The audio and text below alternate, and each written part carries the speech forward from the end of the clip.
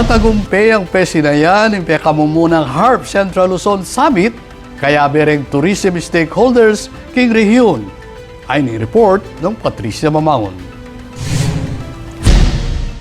King kapag nasa napasik na nga ng sektor ng turismo king rehiyon, matagumpay ang pesinayan inyang June 27, ing pekamumunang HARP Central Luzon Summit kayag ng 34th anniversary ng Hotels and Restaurant Association in Pampanga o HARP, king Kingsborough International Convention Center, king siyudad ng San Fernando. In programa, pemuntukane ning HARP king pamanimuna ning karelang presidente ay Remedona Ravina, ing General Manager ning Microtel by Windham Pampanga. Ing pamitipon, tegunan dereng migit 200 tourism stakeholders, iba't kareng miyayaliwang lalawigan king rehiyon. Kayabe pa, reng 30 exhibitors, iba't kareng hotel, restaurant, travel, transport, food sectors at marakal pangaliwa. Ang pinaka talaga natin para may one-stop shop tayo. So once we have this association, association that brings all the tourism, mas madali yung coordination natin, mas madali yung pagtutulungan natin, and sabay-sabay tayong aangat yung turismo natin. Ika nga sabi natin kanina, mabuhay yung Central Luzon at turismo, mabuhay yung turismo ng Pilipinas. So that's our main goal. Dinikdik ng Ravina, ing pasibayong pamanalakad ning turismo, iba't ing epekto ning pandemya. Partikular na keti reng domestic travel, magpakabye pasibayo, kareng lokal na destinasyon. I would say yes, nakabawi na tayo. Unti-unti nang bumabangon yung mga natin, not just the corporate market but the leisure market, bumabalik na. International or domestic are also coming back.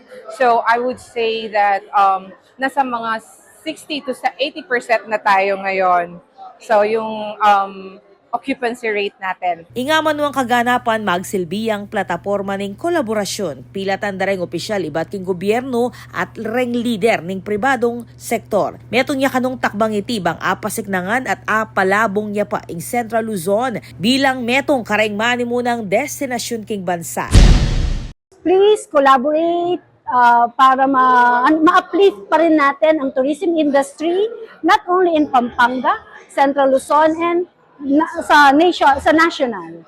So, yun lang yung pinaka namin, and love for the industry, yung puso namin sa industry, yan ang nagmo-motivate sa amin for coming out with this summit. Samantala, ginaransya na mo naman ng Department of Tourism Region 3 ing karelang balaw sa suporta kapamilatan dareng training, capacity building programs at aliwa pang inisyatibo bang apatas ing kalidad ning serbisyo king industriya ning turismo.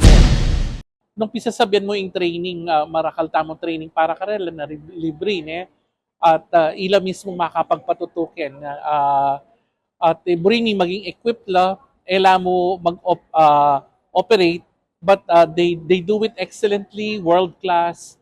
So the download nila rin programa na ng national government, baka nita mas ma-empower la pa niya. They'll be able to bring forth itang nano ya talaga ing kay na ning mandato potang atika king hospitality ang poking of course tourism.